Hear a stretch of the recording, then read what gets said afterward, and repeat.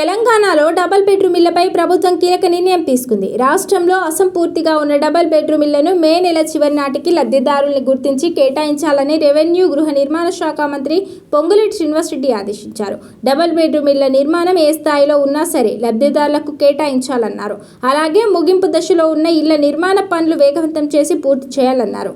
పొంగులేటి మంత్రులు తుమ్మల, దామోదర్ రాజనరసింహ, శ్రీధర్బాబు, అడ్లూరి లక్ష్మణ్తో కలిసి హౌసింగ్ పై సమీక్ష నిర్వహించారు. ఇందిరమ్మ ఇళ్ల పథకం ద్వారా అసంపూర్తిగా ఉన్న ఇళ్ల నిర్మాణానికి సాయం అందిస్తామన్నారు. ప్రస్తుతం పూర్తి చేసిన ఖర్చును మినహాయించి మిగతా డబ్బుల్ని ఇస్తామని తెలిపారు.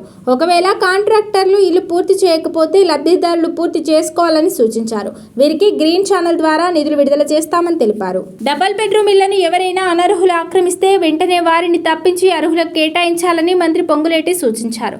అలాగే ఇళ్ల కేటాయింపు విషయంలో ఎమ్మెల్యేలను భాగస్వామ్యం చేయాలన్నారు. 400 కోట్లతో కాలనీలో మౌలిక వసతుల కల్పనకు చర్యలు తీసుకుంటామని తెలిపారు. ఎవరైనా బిల్లుల చెల్లింపుల విషయంలో అక్రమాలు చేస్తే చర్యలు తప్పవని హెచ్చరించారు.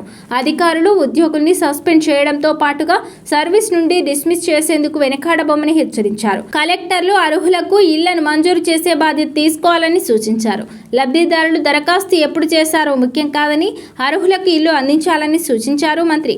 ఇందిరమ్మ ఇళ్లకు సంబంధించి మొదటి విడతలో వివిధ కారణాలతో నిర్మాణం చేపట్టని వారి బదులు కొత్త వారికి అవకాశం కల్పించాలని మంత్రి సూచించారు. అలాగే ప్రతి ఇందిరమ్మ ఇంటికి 40 టన్నుల ఇసుకను ఉచితంగా అందిస్తున్నామని గుర్తు చేశారు. ఇసుక విషయంలో దుర్వినియోగం జరగకుండా కలెక్టర్లు చర్యలు తీసుకోవాలన్నారు. కొంతమంది నగరాలకు దూరంగా డబుల్ బెడ్రూమ్ కాలనీలను నిర్మించడం ఇబ్బందిగా మారిందన్నారు.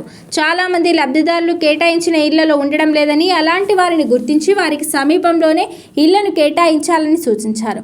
అంతేకాదు ఇందిరమ్మ ఇళ్ల నిర్మాణం విషయంలో నిర్లక్ష్యాన్ని ఉపేక్షించబోమని మంత్రులు తేల్చి చెప్పారు.